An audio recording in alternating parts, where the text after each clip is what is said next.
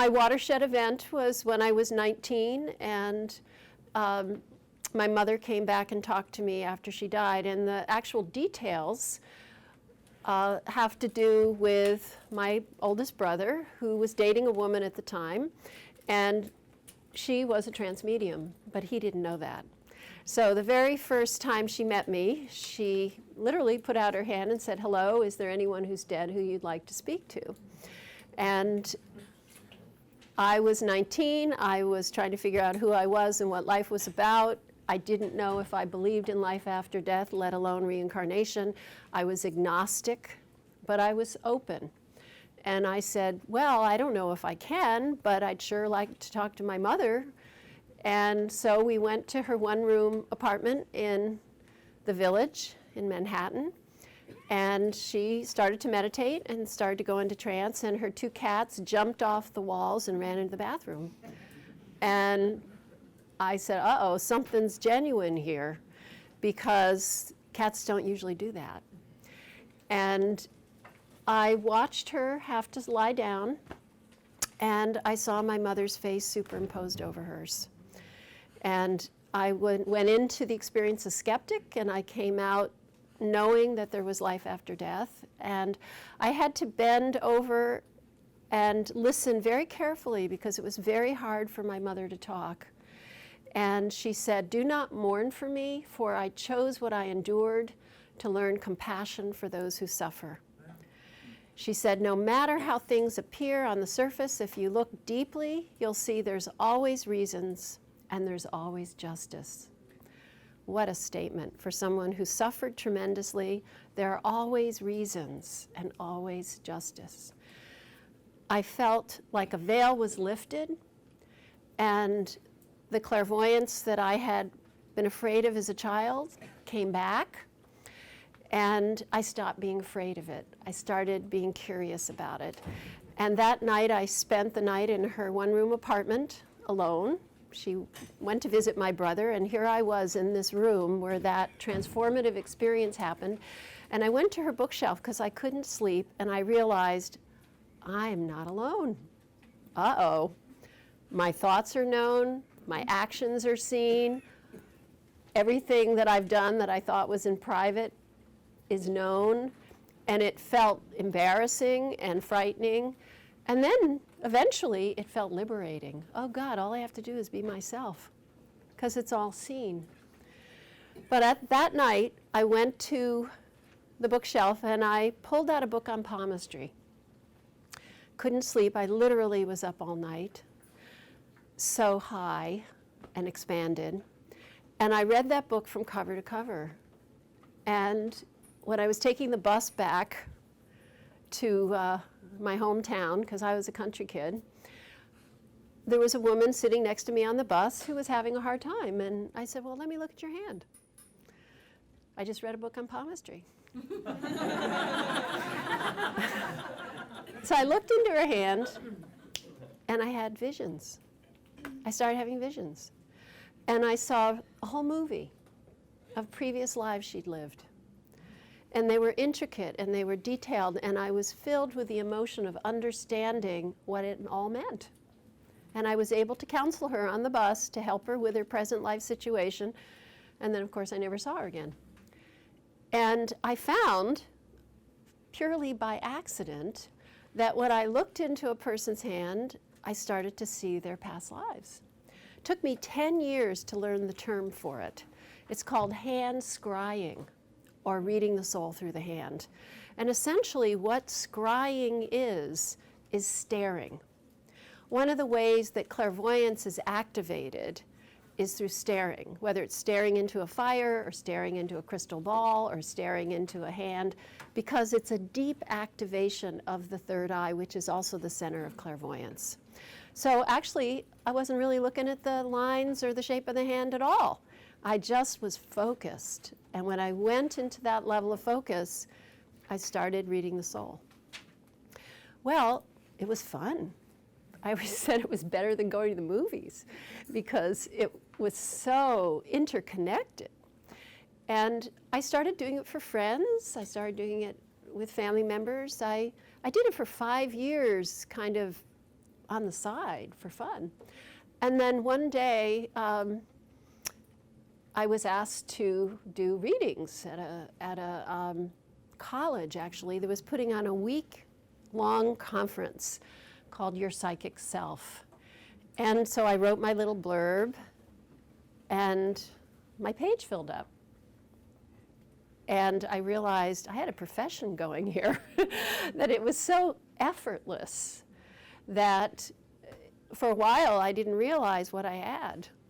But I could look into someone's hand and I could trace their previous lives. And in that process, I was curious about what I was looking for.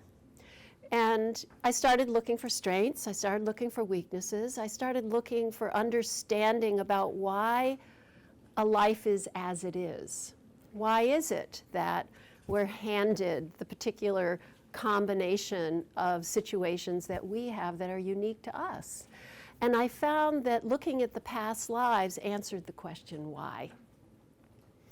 And I started to remember my own past lives. I think of it as finding the past life gear. It's like driving a stick shift.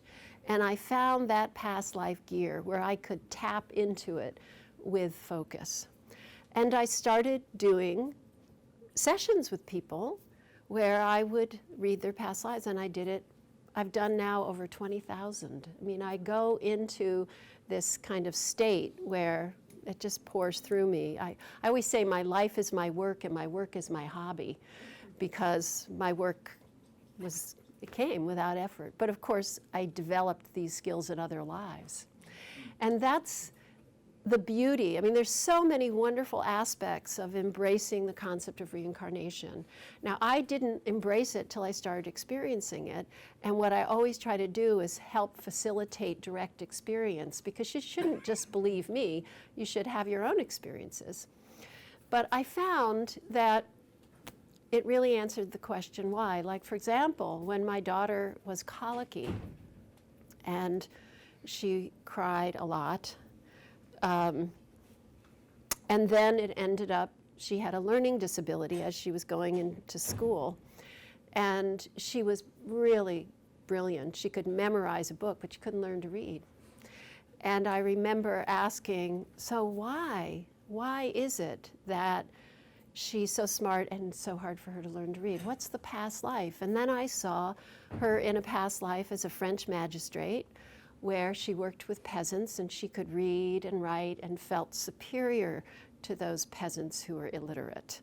And she was learning humility. She was learning just because someone's struggling to learn to read doesn't make them stupid, or if someone doesn't know how to do it, they're not inadequate. And that she was learning compassion. And the experience she went through in school, although very difficult, was not bad.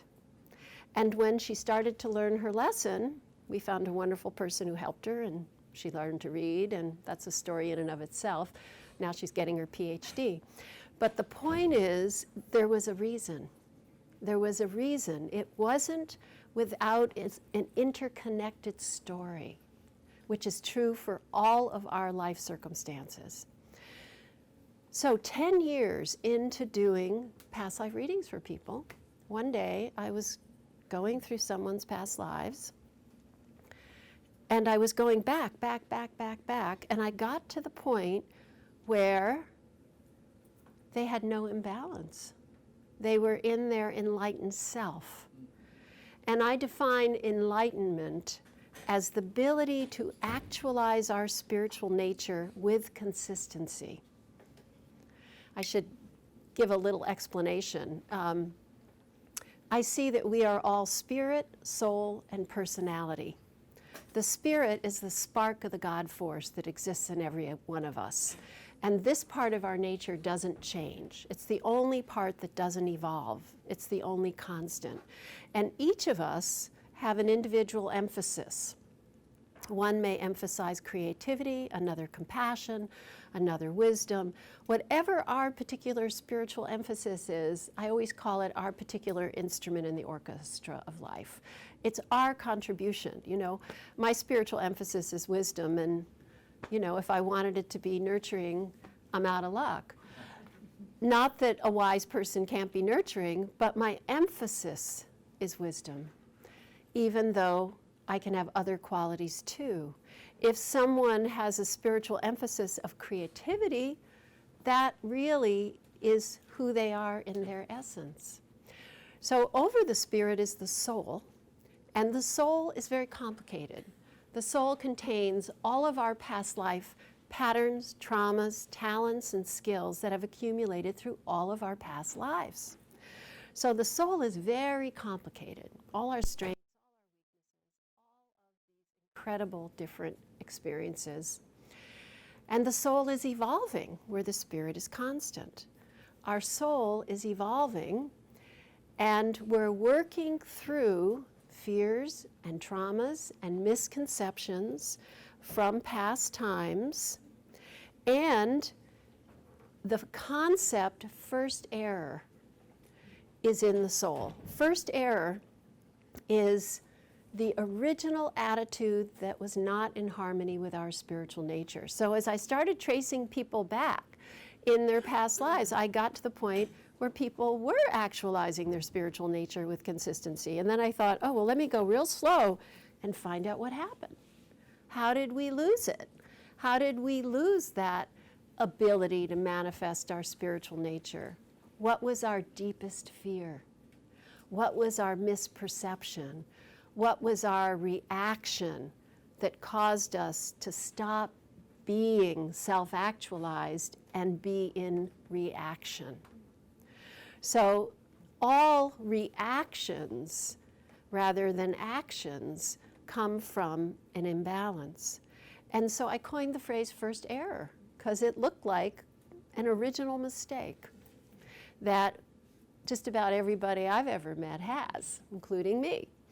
And what I found is that I could see the thread of that deepest lesson in every life when I started to look. I call it the lowest common denominator lesson.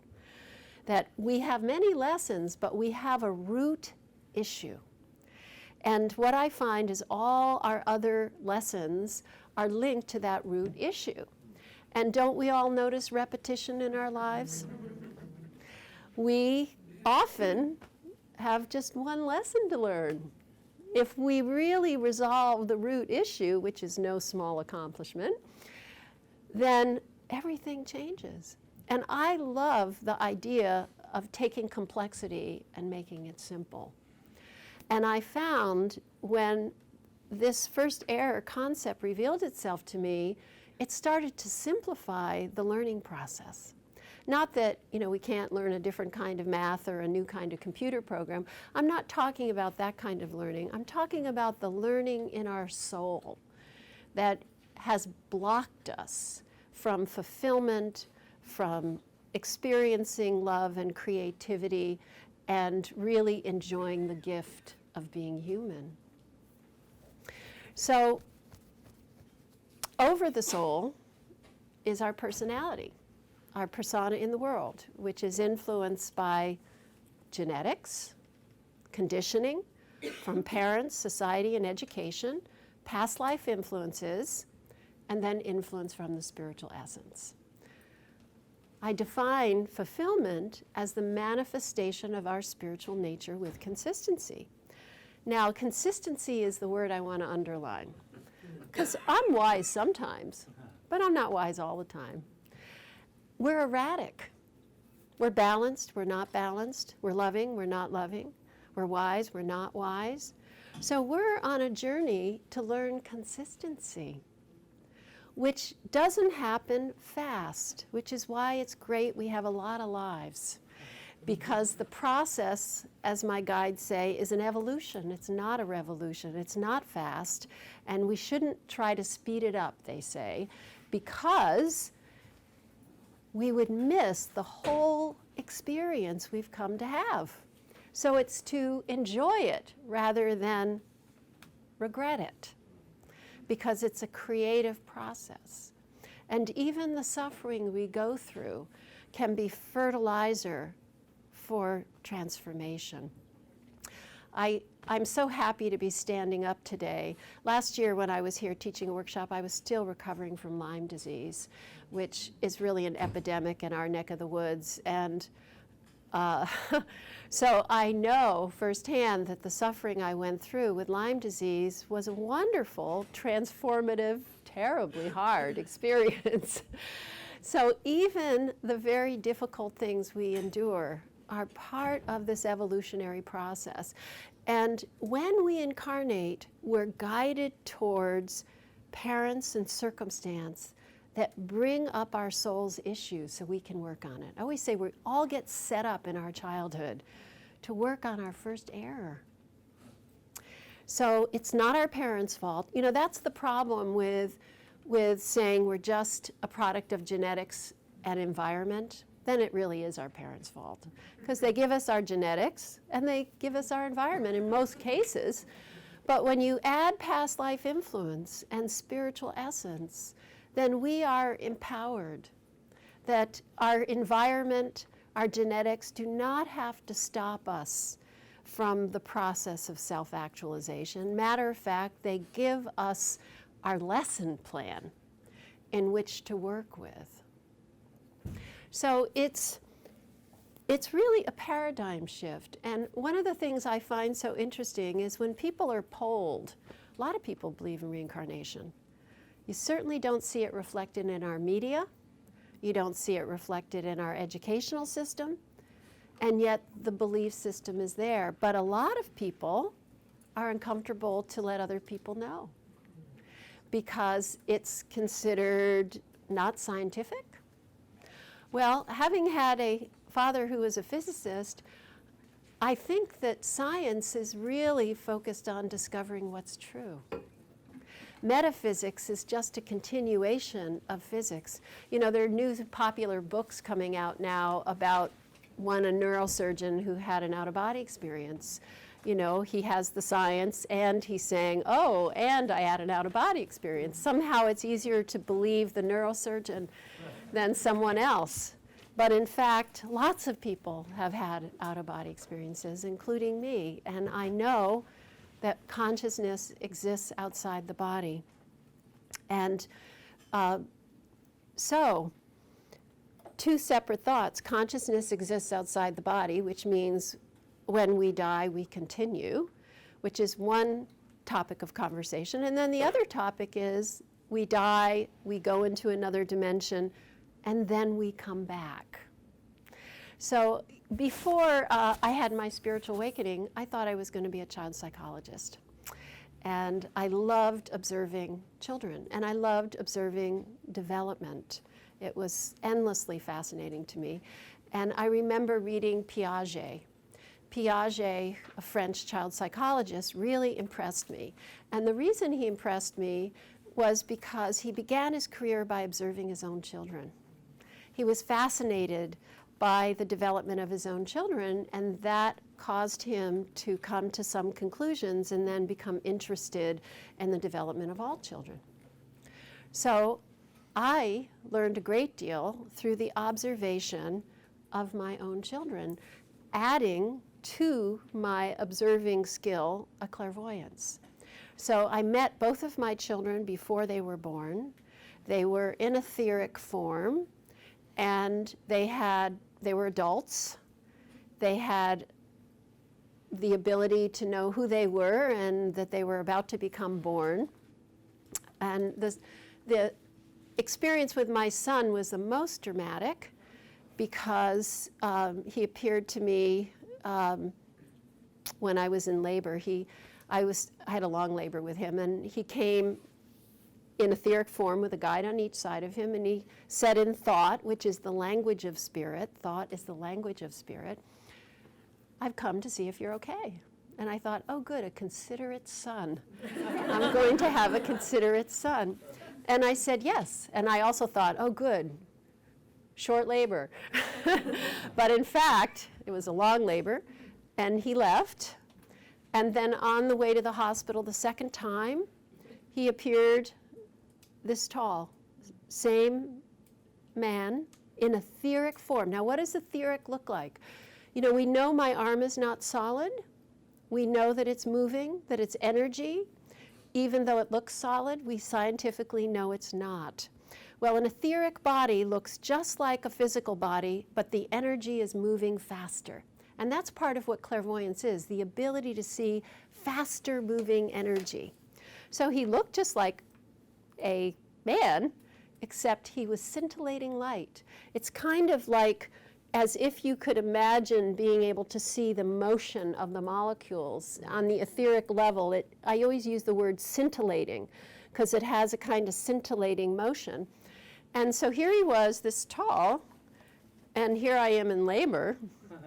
And from the top of his head and the bottom of his feet, his etheric body dissolved, and a beam of white light entered into the new child. Wow. I saw it. I saw the incarnating process. And in 2 hours, he was born. And it was so incredible because I felt like, wow, being born is harder than dying.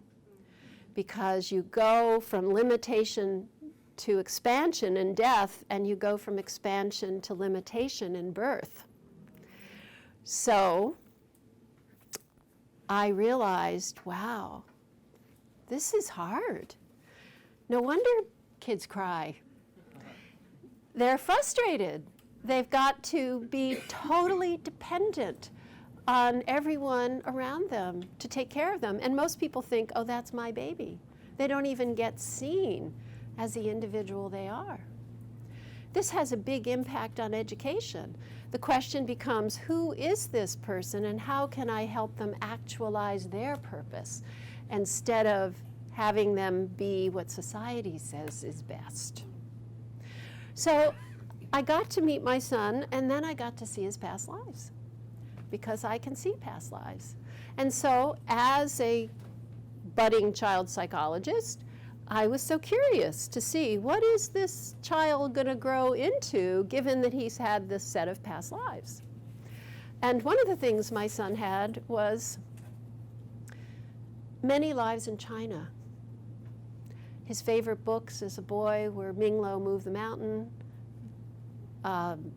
Everyone knows what a dragon looks like. All books about China. And the other thing that was so interesting is I knew who my son was because I saw his past lives. And when he was in 7th grade, he was having trouble in school, and I got him a tutor who I said, create a study skill class for him. And after she was working with him for a while, I said, so how's he doing? And she said, well, he'll never be a scholar. And I said, you know what? That's exactly what he's going to be. He's going to be a scholar, because he was a scholar in a lot of his past lives. And just because he had a hard time in 7th grade didn't mean he wasn't going to be a scholar. But it was such an incredible eye-opener, because that's what happens to kids. They get pigeonholed so early. Not a fast reader, not good at tests. Oh, you'll never be a scholar. When we start to tune in to the past lives, you really get to see who this person is. Not how they are in their particular stage of development as a child. So my son is a Chinese scholar, translating ancient Chinese texts that have never been translated into English. And didn't surprise me, because he's done this before. And when you see your past lives, you start seeing your strengths and your weaknesses. So when we were kids, we all took music lessons. My brother excelled and the rest of us plunked. Lots of past lives as musicians. Why is it that my son learned Chinese more easily than he learned French? It was easier for him to do Chinese and spell English. All the past lives we have enormous impact on us. Our tastes, our fears, our talents, our relationships. When we meet someone in a crowd and we go, I know that person, it's not because we've made a list. Oh yeah, I like all these qualities they have. It's because we recognize them.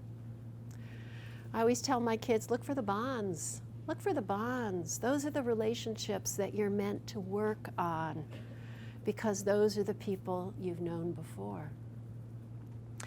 So the influence of past lives, I have this other image I use, is as we're walking through our childhood, we have Velcro spots on our soul. And what I mean by that is we have vulnerabilities that are linked to our past life history and strengths, but we have a history. So we walk through our childhood. You may have 3 siblings in the same family, and the conditioning of that family and the society is pretty much the same for all 3 siblings, but what sticks is linked to the past lives and the Velcro spots in the soul. What creates that sense of simpatico or triggers the hurt that's deep in the soul? So this is why siblings can be so different.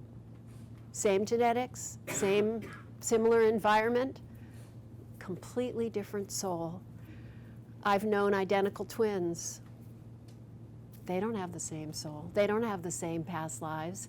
And sometimes they incarnate as twins because they have terrible conflict in other lives and they're thrown together to work it out. Sometimes they incarnate together because they're incredibly harmonious and they're there to support each other. So you can't make an intellectual generalization. Sometimes a person has great wealth in a life because they've been generous and they bring that wealth to them. Sometimes they have great wealth because they've been selfish and they're being tested. Will they be selfish again? So how things appear on the surface do not tell you enough, which is why it's so important to look beneath the surface. So I'm going to give you a couple tools because my thing is really helping everyone have their own experiences. First, I want to talk about how are you going to find out what your first error is. Well, you could become a really good meditator because being a really good meditator can make it easier to find the past life gear. That's one way, and I think meditation's good for everyone. And of course, that's a whole nother discussion. There are many different kinds of meditations, and I have my form, which I won't get into. And that's one way. Learning to strengthen the third eye will help too. And asking yourself the question, what is my deepest desire and what is my deepest fear? If you can go very deeply, and it helps if you can meditate, on the question, what is my deepest desire? This deepest desire is linked to our spiritual essence, because what we all desire at this most essential level is to actualize our spiritual nature with consistency. So for one person, that deepest desire may be to be loving. For another person, it may be to be free to be creative. For someone else, the deepest desire may be to feel secure. It varies. So asking yourself and listening very deeply, what is my deepest desire? And then, what is my deepest fear? Really deepest. So someone may be afraid of flying in an airplane, but if you go under that fear, it may be the fear of not having control. Or someone may be afraid of what other people think, but really the fear is that they're not going to be loved. So you want to keep looking, looking, and whatever that deepest fear is, that's the deepest wound. That's the issue that you're here to heal. And what I've found over and over again is this incredible relationship between what we most desire and what we most fear. That really what we most desire and what we most fear are the same. And the more we diminish our fear, the more we actualize our desire. The more we let our fear take over, the more we can't actualize our desire. They work together. If we're caught up in our imbalances, it's hard to actualize our best. As we resolve them, the manifestation of our best happens naturally. Okay, so let's try it. See how it goes. Now, usually I have people who work with me for a while and become good meditators before we do this. So this is also an experiment for me. So close your eyes and use that third eye. I hope you were in my talk this morning. Close your eyes and focus out of the middle of your forehead.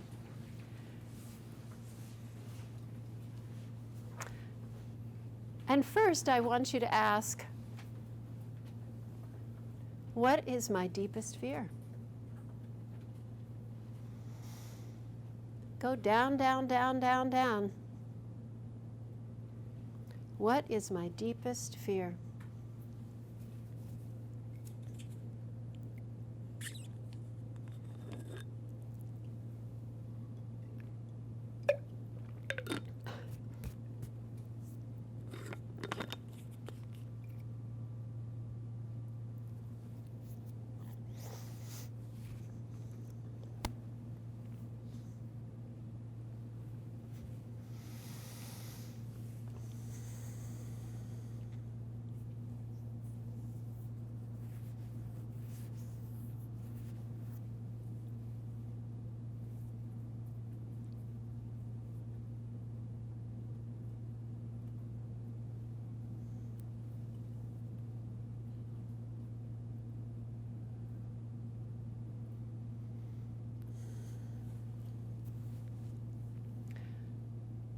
Now ask, how can I resolve it?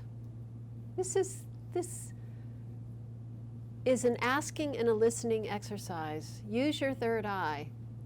How can I antidote this deepest fear? Use your third eye and listen. Don't think about it.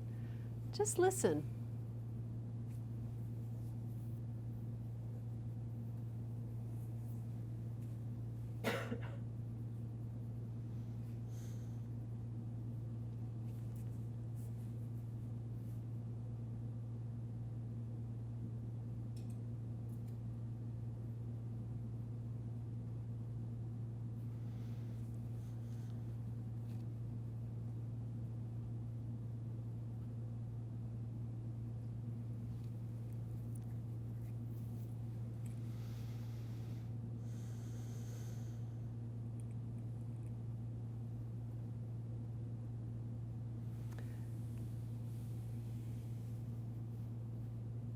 Okay, let's switch gears, and now you're going to ask, what is my deepest desire?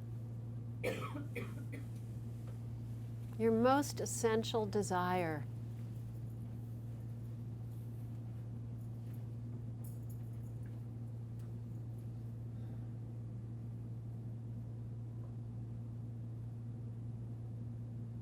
What do you want?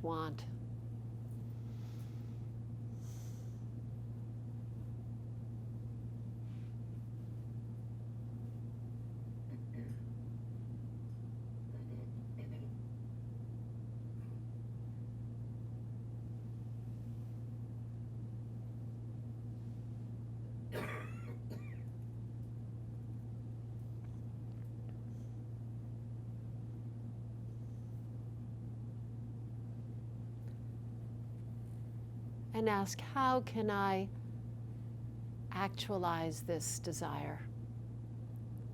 How can I actualize this desire?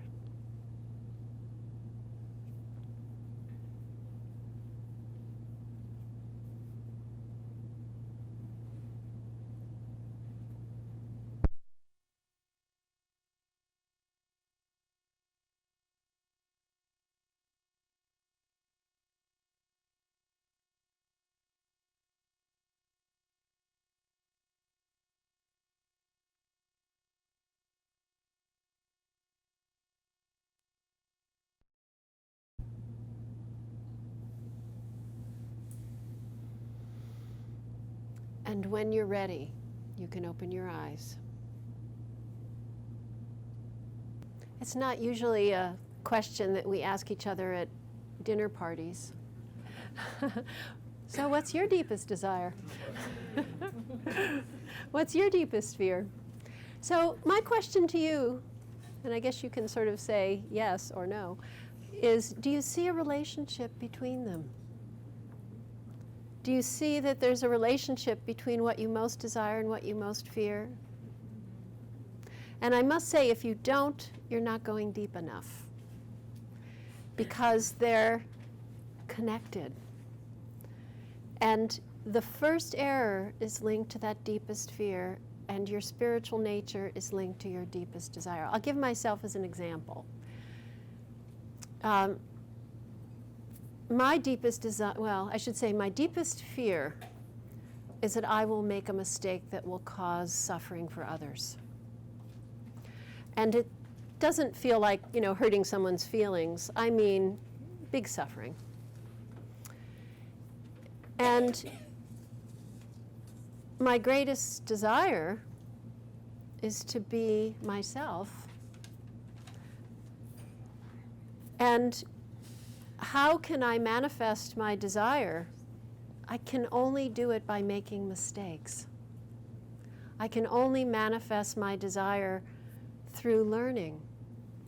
So I have to embrace mistakes are necessary for learning, and be comfortable with the fact that the mistakes I make may create suffering for me and for others, because that's inevitable in the process of learning. We must make mistakes to learn. And so my affirmation that I've said thousands of times, mistakes are good. They're necessary for learning and growing. And the more I feel it, the more I actualize my wisdom. When I feel afraid of mistakes, then I diminish my full expression.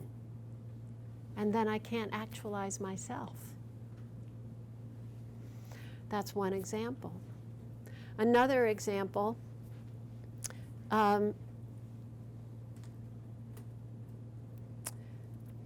because I should point out that some first errors are internal first, others are external first. What I mean by that is if someone's first error is feeling inadequate, that's losing connection with the fact that they are spirit. If someone's first error is it's not safe in the world, it's forgetting to see the spirit out in the world. So some first errors or some deepest fears are linked to forgetting who we are as spirit or who others are as spirit. And it's amazing how powerful a healer it is to remember that we're spirit temporarily on the earth, and that so is everyone else. It eliminates so much fear and desperation that's prevalent. My guides have said that as your world circumstance worsens, which it has, people will no longer be able to ride the fence. They will fall to the side of fear, or they will fall to the side of spirit. Because once you know your spirit, then a lot of fears fall away. So, I'm curious, if you can put your hand up and give me some feedback, were you able to do this exercise without being a real meditator or without meditating a lot? If yes, put your hand up. What if you were a meditator? You are a meditator. You are a meditator. Did this work for you? That's the question. Okay, good. And if it didn't, all I can suggest is that you sit with it deeper and that you value these questions. Don't you want to manifest your deepest desire? Well, it's really good to know what it is, so you know which way to go and what attitudes to cultivate. Any questions about this first error concept? Yes. What are the chances that you'll get it on the first shot? What does that mean, get it on the first shot? this was the first time many of us tried to get in touch with what was our strongest desire. Yes. Varies tremendously. All I can say is if you didn't feel you went deep enough to get it, go again. It's very much like digging a well. You know, some people just dig a little ways and they hit the water. Other people have to dig a while before they hit the water. But understanding one's deepest desire really gives life direction. Understanding my desire is part of what motivates me to be in front of groups. Because my deepest fear is that I'll make a mistake that will hurt people. So it's much easier for me to be a hermit. I've had a lot of happy hermit lives because then I don't have to deal with my first error. And if I'm out in the public, I have to deal with it. And that's good because when we go toward our fear, we work it out. When we run from it, it looms larger. So I always say identify that fear and do what you have to do to walk through it instead of avoid it. And we tend to have a culture where we lead with our strengths and we avoid our weaknesses. But when you're thinking about life from a karmic perspective and from a past life perspective, the question is, how do we stop repeating the same negative habits over and over again?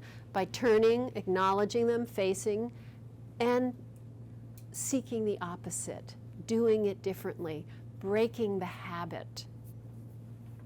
Yes?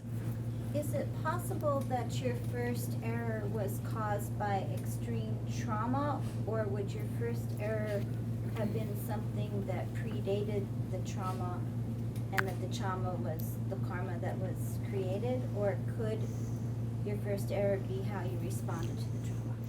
So my guides define trauma as an inability to accept an unwanted experience. So all trauma is not an event. It's a reaction to an event. What may seem traumatic to one person is not traumatic to another. So trauma is the reaction to it. So I would say all first errors have an element of trauma because all first errors have a lack of acceptance and a reaction.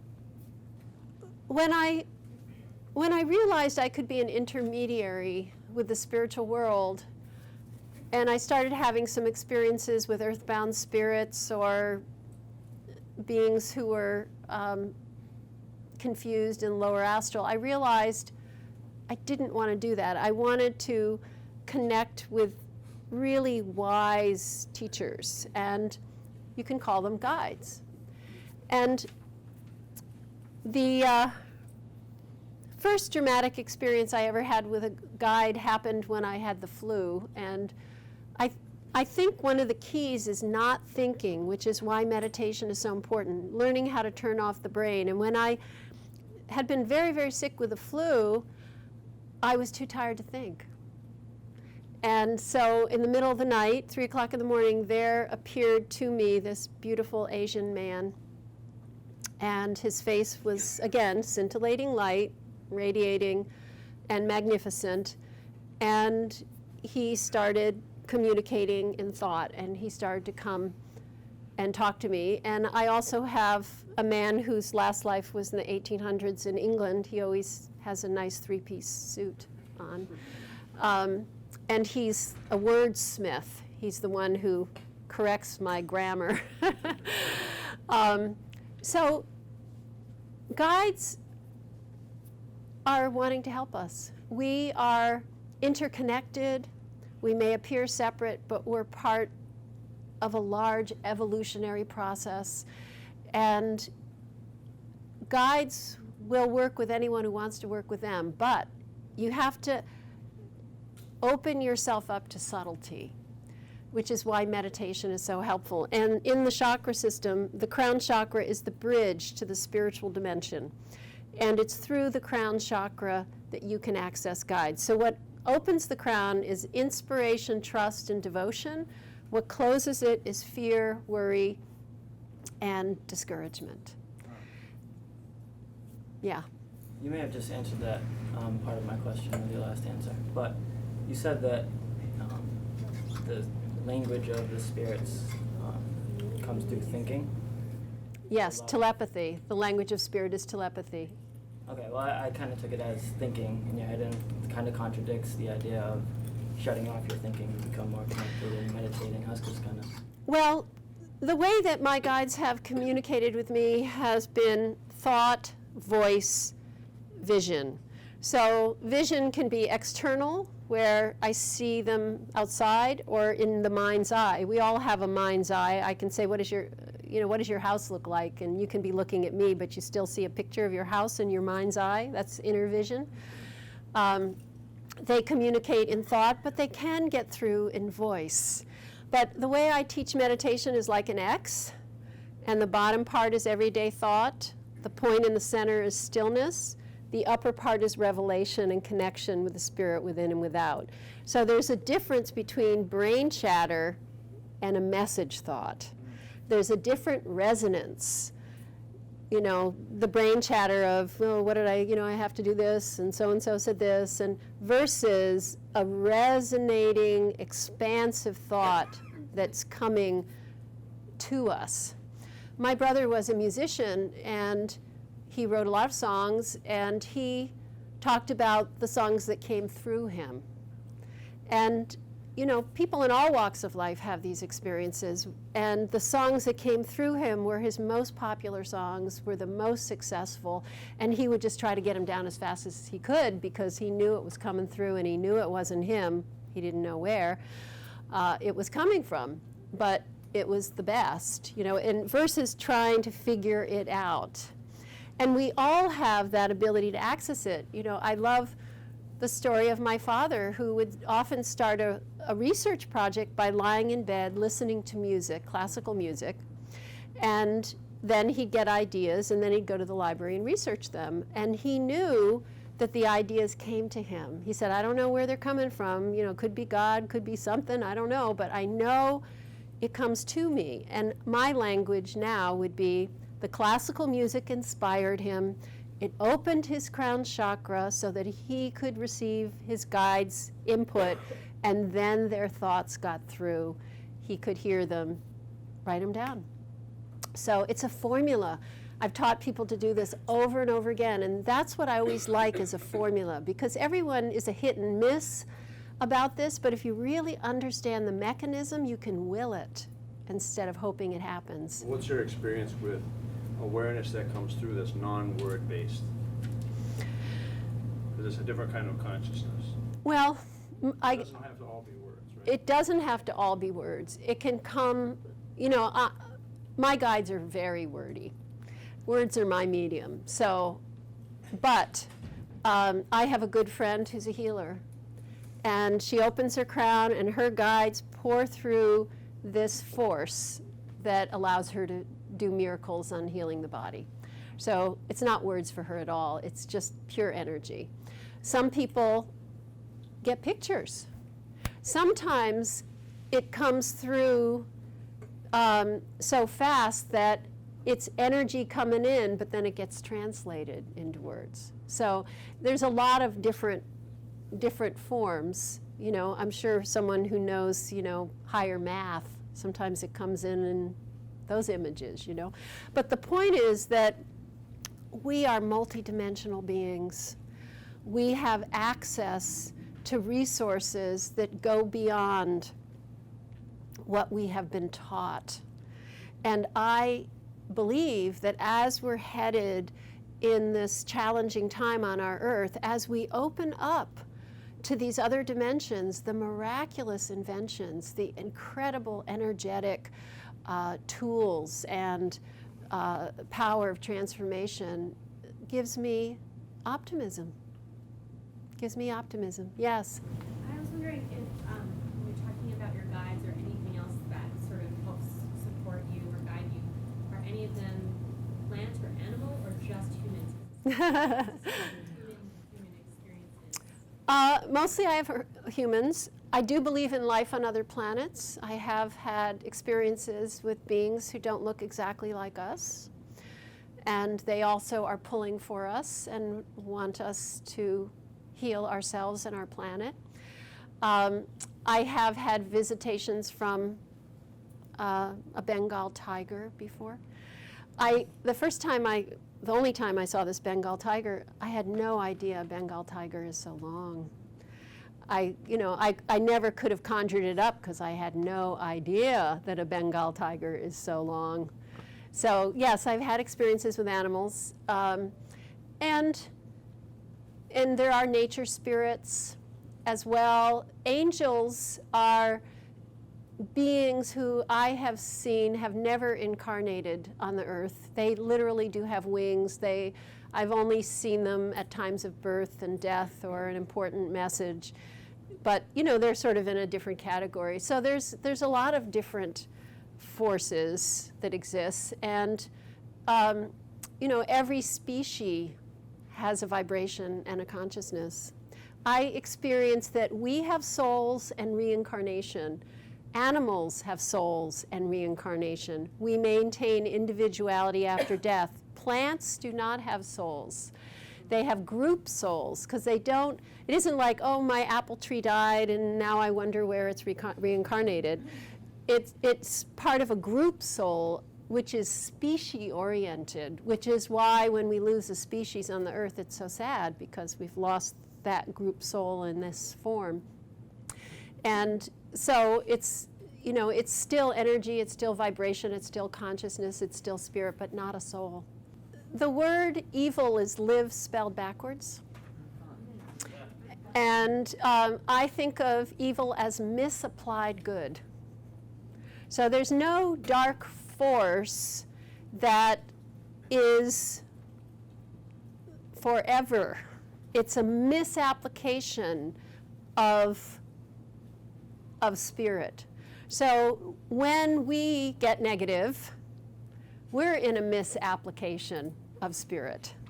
So there are people on the earth who are quite negative, and they are really misapplying their spiritual nature. Just as there are individuals who are out of the body who are really misapplying their spiritual nature. So that I say there are negative entities, but everyone's spirit is good. That's the Darth Vader story. Luke Skywalker sees the spirit in Darth Vader because underneath the darkness, there's always the light. And this is the best way to protect ourselves. I always say positivity is our greatest protection. And when we get afraid, which is why I don't use the word evil or talk about negativity, I'm always trying to create more positivity because positivity and light protects us. And when we get afraid, then we can draw negativity to us.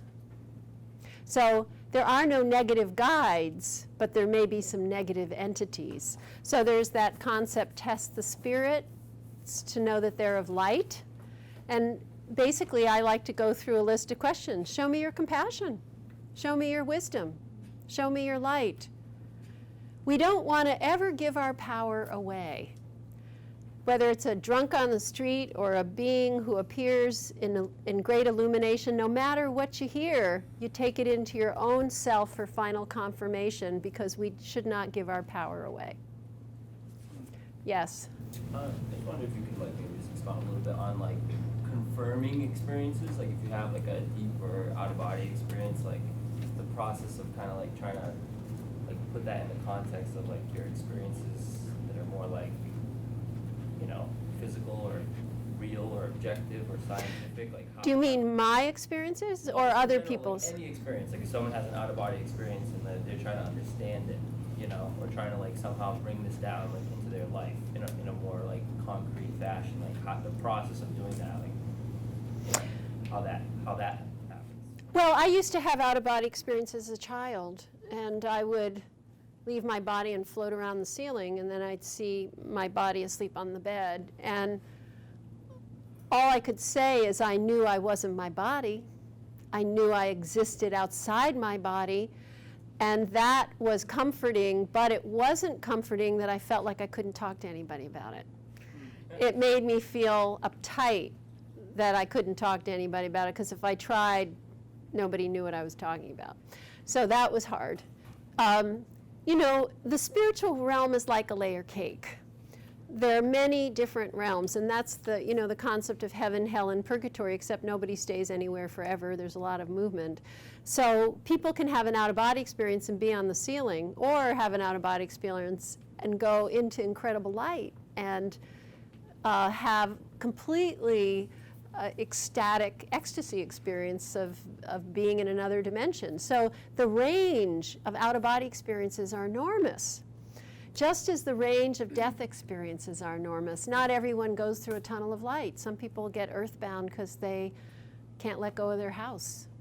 You know, there's all kinds of experiences. But if you want your own, one of the absolute best things you can do is become a good meditator.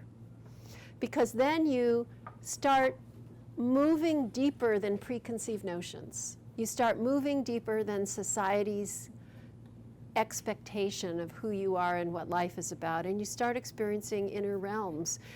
And the third eye is fabulous for daily life and also helps to open that clairvoyance. I've taught children how to see clairvoyantly, and they do it in about 5 minutes. It's remarkable.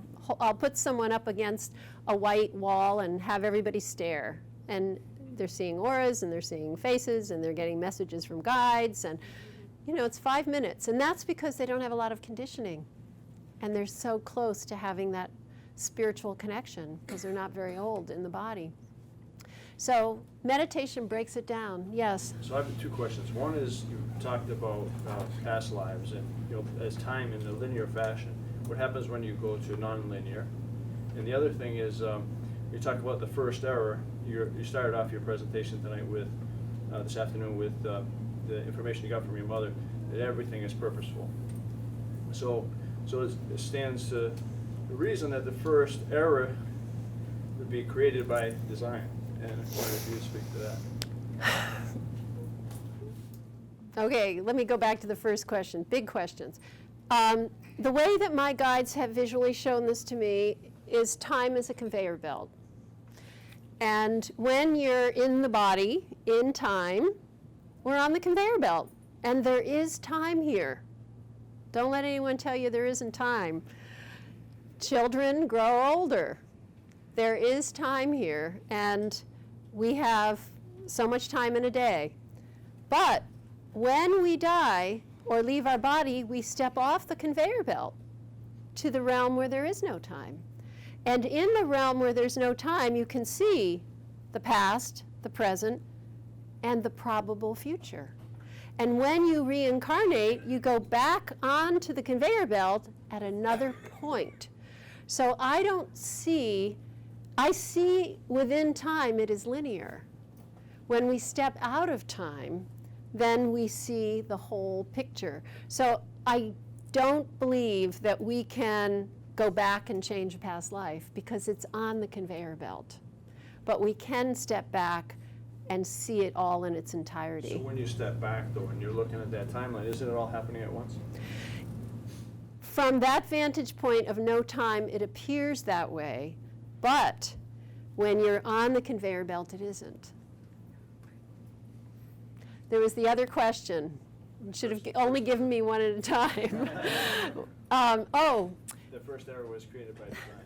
Well, this brings up to me the most interesting question of all. I love that you have so many questions because I get to go in all directions. Destiny or creative choice? To me, the most important, interesting question. What's destined and what's choice? And my experience is that if it was all destined, let's just go for the ride. If it was all creative choice, let's take charge. The reason that life is a complex experience is because it's both. There is destiny and there is choice. And part of the discernment of the third eye is being able to differentiate where we just need to accept and where we can actually create change. So my experience is, no, everything is not destined. There are reasons why things transpire. Means that there are lessons and there's an interconnection in everything that happens. It doesn't mean that everything is planned or destined. Right, no, but I was meaning the first error. Even that, That you're saying that, even that, I'm saying there's some part, some part of me that chose that path, that created that first by design. Is that not my personality that chose it? Maybe some other part, being a multidimensional being, some other part. well, the question is, was it destined? Did you have to experience it? I see. My sense is no. Okay. Yes. Why is it that some people can, as a child, remember their past life and others can't? And that can have some very strong impact. Why is that so? I think of children as photographic negatives. They get imprinted by the thoughts and the environment of their environment.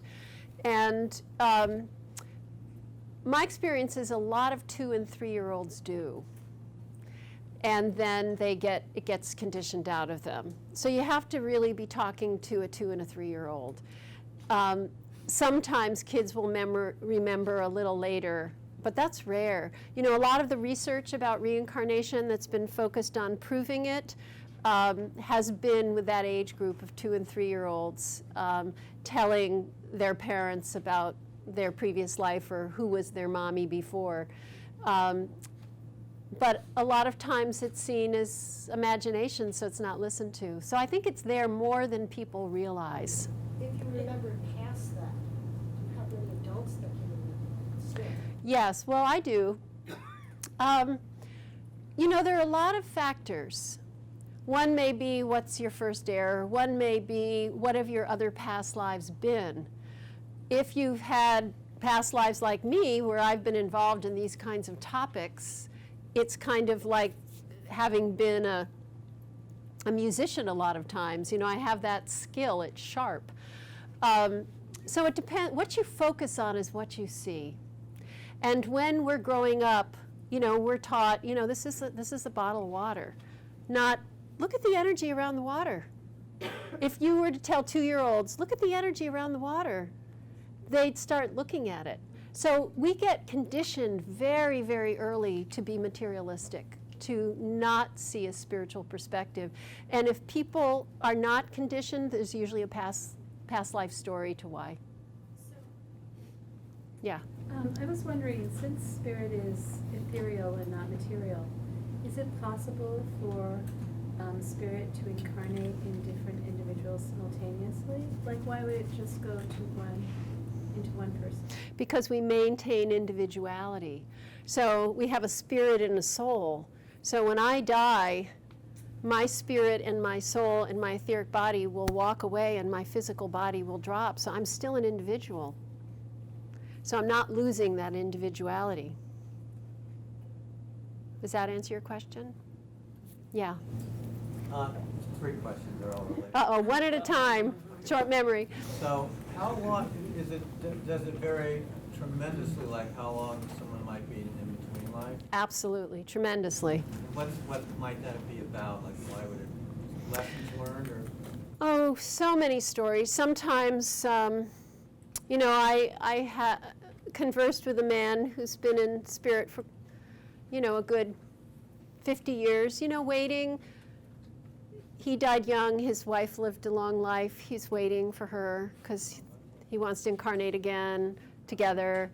You know, when we incarnate, it has a lot to do with this incredible coordination of lots of people who are available to come together. Okay. Next question. During that life, there's a lot of learning. I mean, what's the purpose of an in-between life? Is it to learn? Learning, there's helping others, there's all kinds of roles and experiences. It's life. It's just a different aspect of life. Okay. And like, I go to a spiritualist church and I've had many readings, you know, from mediums and stuff. Like, could you get a reading from, say, like my mother passed recently, and also, that might be a good example. Could you get a reading from someone who's still in spirit but still reincarnated in another body? No? I mean, okay, so it really is separate. It's really separate. It's not multi. Yeah. That's my experience. Okay. Yeah. How would you speak to or encourage someone raising a child with these qualities or these gifts? She asked, how would I encourage someone raising a child with these gifts? Well, that's a question very near and dear to me. Well, the first thing, I mean, my daughter is very gifted. My son is very sensitive. His gift is not as clairvoyant, but nevertheless very sensitive. And my guide said, do not preach. Just live it. And the thing that I did with my daughter is I made up a story that I would tell her at night. And in the story, it was about a girl that was her age who had a spirit guide, and these were the things that he was teaching her. And so I gave her a kind of tutorial through metaphor and through story. And then really listened very carefully to what experiences she was having and confirming. The other thing is getting kids to live in their third eye. You know, I wrote a little book, The Wisdom of the Chakras, and I'm working with a woman now, and we're creating what we call a framework for wise education based on the chakras. So focused on helping children have open crown chakras through inspiration, making sure they learn focus and concentration. When my son was young, he was reading from his third eye, so he learned to read well and quickly. When my daughter learned to read, she was reading from her solar plexus, she struggled. And she was actually diagnosed as having attention deficit disorder at Mass General Hospital, and I said no thank you to medication. But as she strengthened her third eye, went back to Mass General Hospital, no longer had attention deficit disorder. So to me, attention deficit disorder is a lack of ability to activate the third eye, and it can happen for many reasons. Poor diet. It can happen because when someone's feeling all kind of icky inside because they're not eating well or they're not taking care of their body, they can't focus, or maybe they're watching too much TV, so they're not focused. There are any number of reasons. But as children strengthen their third eye, so depending on the age, you know, Velcro darts, ping pong, any activity that brings a child to the third eye would help them immensely in terms of their own clarity, decision making, and perception. I think that children are naturally curious. They ask the why questions. They want the answers to the meaning of life.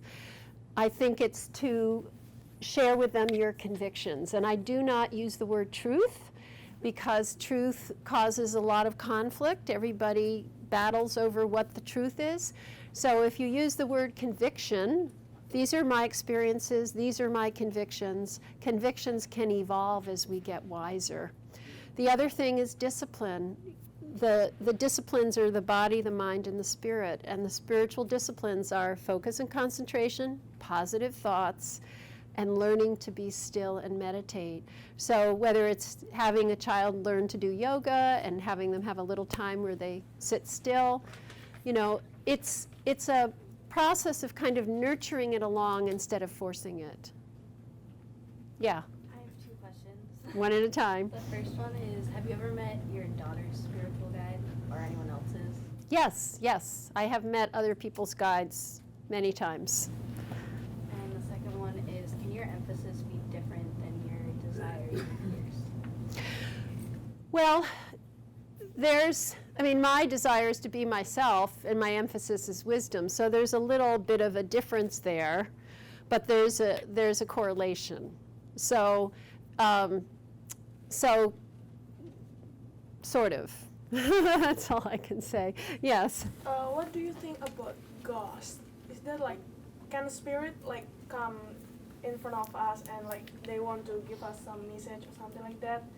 And then the second question. Ghosts? Ghosts? What do I think about ghosts? Well, ghosts can be earthbound spirits who need help because they're stuck. Ghosts to me are not guides, but they're like, you know, we owned an old house. When we moved into this old house many, many years ago, we had an earthbound spirit.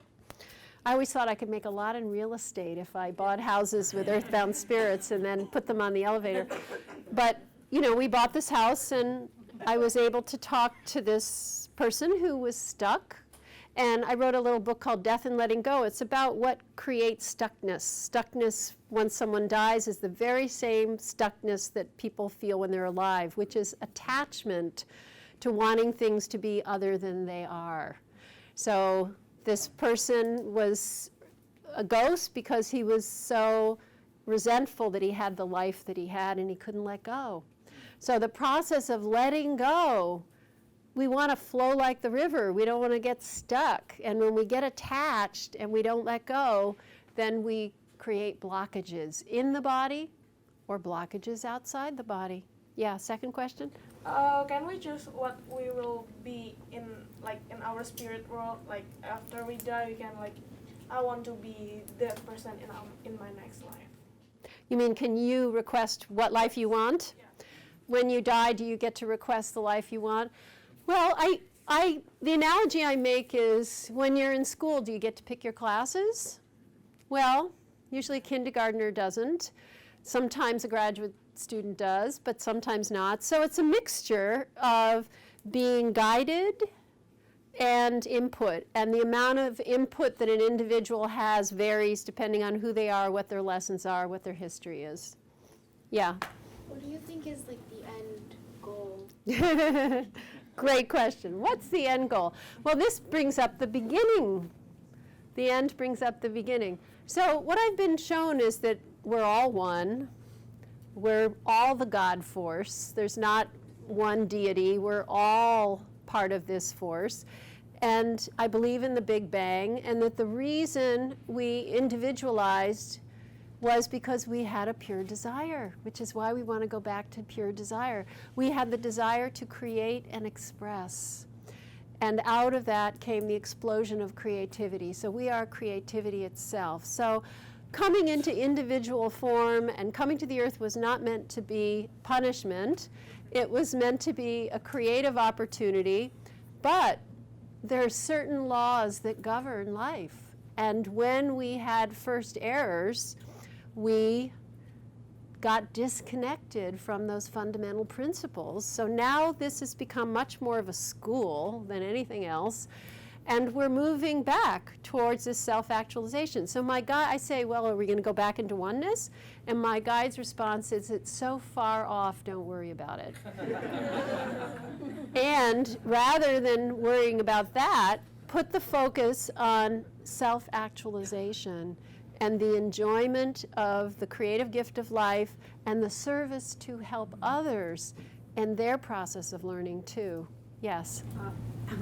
Skipped over God real fast. Now, could you say a little bit more about how the idea of the Great One or the Great Mystery or God? Well, I always think someone forgot the second O when they wrote the word God, and that it really should be good. It's the good force. And, there is a hierarchy in the spiritual world. There are those who are more evolved than others. And in that evolution, there is a hierarchy. So in that way, you could say there are some who are above others. But I don't see one deity. I really see a God force and a hierarchy linked to the evolutionary process. So I think, my experience about religion is that people have legitimate revelations. People are legitimate teachers. And then it gets misconstrued.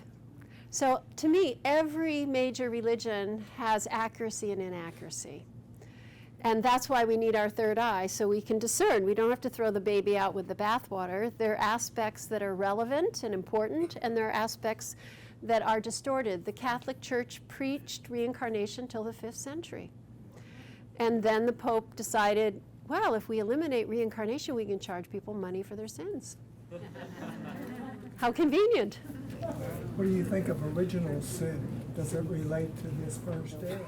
Well, in some ways, I think of the first era concept as original sin, except it's not the same for everyone. So to me, this is another example that religion has it right, but it has it wrong. Because we do have, the word sin has become a negative connotation, so I avoid it. But an original mistake, an original error. But my understanding of original sin is it's the same for everyone. And understanding its uniqueness to us really helps us solve the puzzle.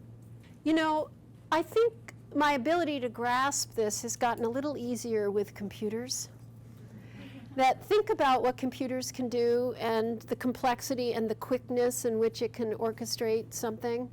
You know, it's like there's what's called the Akashic Records, you know, the great big computer in the sky.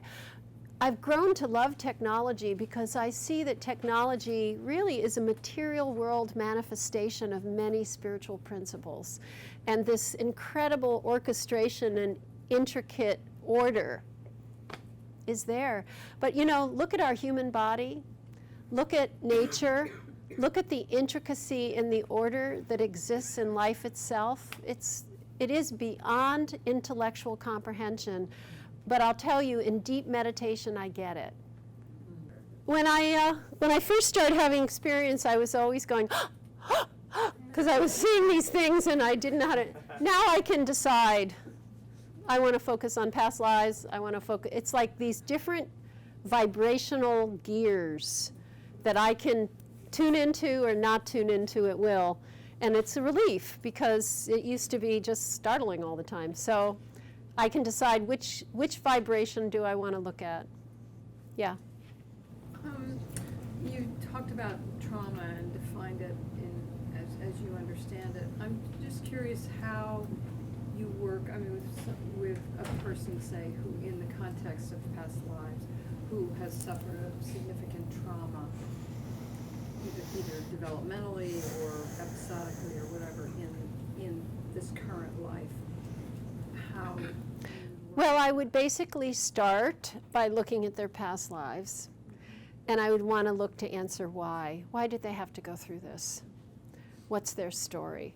And it can range tremendously. Sometimes it's because they've been a perpetrator and they were totally insensitive to the suffering of others. So by experiencing suffering, they learn that suffering hurts and you don't do it to others. Sometimes it's because they're incredibly wise and compassionate and they end up being the teacher to the perpetrator. So there's all kinds of answers, but I would trace back to see what's the first error and answer the question, why? Why did you incarnate into this situation? And in your experience doing this, because I think you were talking about getting stuck, either a ghost getting stuck, or the way Yes. we can get stuck in repetitive patterns. That's right. In your experience, that perspective can actually loosen that stuckness. There's no question it has, for some more than others. And then I provide tools. And a lot of my ongoing teaching, a lot of my workshop is about providing tools. The third eye is one tool. Being able to meditate, learning to access guides, really seeing that we're not victims, that there is a story, even though our story may be difficult. You know, I'm sometimes very happy when I teach that I've had a very challenging life, because I can't espouse this idea from the perspective of, well, I know that all this suffering and difficulty is part of the plan, but my life's been easy, because it hasn't been. I could go into my human story, and my human story has been challenging. And I can tell you that through the being tutored by my guides to have this perspective, which I now share with others, has changed my view. And that means it's not a trauma anymore. And so the potential for it to actually shift the neurology of somebody where trauma lives in their nervous system, I mean, that's a whole... Yes. You know, one day I got bit by a dog, and it was a very bad bite. And I couldn't walk for a couple of weeks. And I found that, you know, whenever I'd be around a strange dog, my leg would shake. My mind would go, that dog isn't going to bite you, but my leg didn't know it. My leg was afraid because my cells remembered. And so I had to talk to my cells and calm them down and say, you know, I'll protect you. I won't let you get bitten again. This dog isn't going to bite you. Well, my leg doesn't shake anymore around strange dogs. I was able to reverse it. So yes, our experiences, our reaction to those experiences, our thoughts, our words, our actions penetrate our cells. And the way we heal that is through the antidote, the new perception, the new attitude, the new communication, and it starts to resolve through the spiritual connection. The spirit heals the soul. The spirit heals. It does. Yes. Yes, you mentioned 2 spiritual guides who are men. Yes. Do you have any women? Most of my guides are men. A lot of people have women. And sometimes I think that's because I'm so naturally an introvert and I like to be a girl. And so they give me sort of a masculine push out in the world, but most of my guides are men. I grew up with a father and brothers. Maybe I'm sort of used to it. But a lot of people have female guides, just not me. Past lives, you might have had other spiritual guides. Yes. And that's the other thing. You know, we've been men, women, we've been all different colors. You know, when you really experience past lives, racism is a non-issue, sexism is a non-issue. A lot of the things that we struggle with as human beings alone just evaporate, because I remember being a black man in Africa, and I remember being a Native American woman, and I was Chinese, and you know, we take our turns being rich and poor, and so, you know, we're just all human. Yes? You were talking about technology. Yes. And I feel like 2012 is like a really monumental year. You know how they talk about the world ending, and for some reason I feel like 2012 is going to be that year that it's like there's a shift in consciousness. I just feel it. You know, the world isn't going to end, but I feel like it is in a way. I feel like It's changing. Right, a shift in consciousness. Well, how do you feel about that? How do you feel about this year and just this time, really? You know, I love astrology because I love cosmic timing, and you know, I feel it's a significant year, but it never hit me as being as monumental as others were talking. I guess I feel like it's all feeling very monumental, and I don't see the Earth ending. Right. So with technology and how it's so easy to be connected.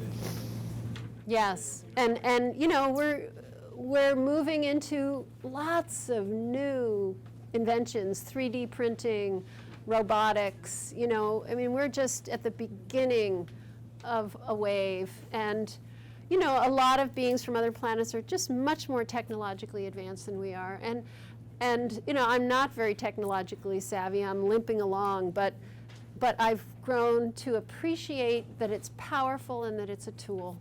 Yeah. She said if you put your hand up now, she might see you, so I guess she's right.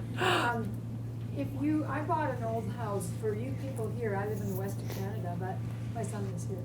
And this house is just a little over 100 years old, and I didn't know the history until later, but apparently it's had a lot of unhappy people living in it. And there's an area of my house, it's not a big house, but there's an area that things happen. It happens to be in the kitchen, which is my favorite part of the house.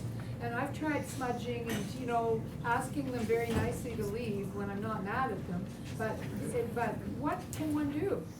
Well, I wrote a little book called Death and Letting Go. Yeah. It outlines it. Okay. And if you have trouble doing it alone, seek help with someone who's known how to do it. But it can be resolved. Ah, yes. We've all heard stories of schizophrenic people who Yes. have multiple personalities. And Yes. suddenly talk in languages that they have never in this life been taught. Is that manifestation of previous lives, or? Sometimes it's previous lives, sometimes it can be actually possession. Yeah. Positivity is our greatest protection. Positivity is our greatest protection, yes. Goes back to your comment before about the comment sheets and telling the Marian Institute that spirituality is important. So yes. Today in the open, the keynote speakers, I forget who it was, had mentioned that we seem to be rushing towards a cliff and refuse to turn out of the way.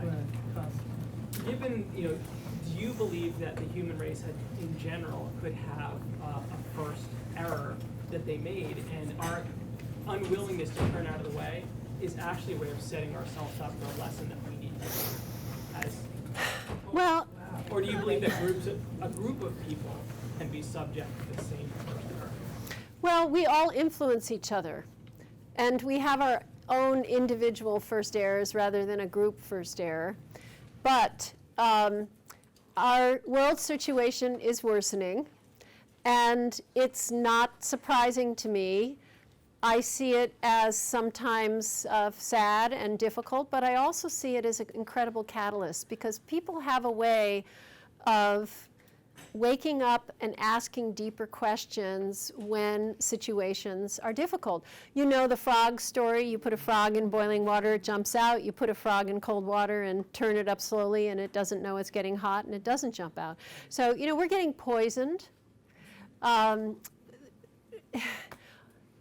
We have so many aspects of our culture that are not working. You know, our medical system is broken, our political system isn't working, our educational system needs enormous repair. You know, you don't have to look very far. We've got problems everywhere.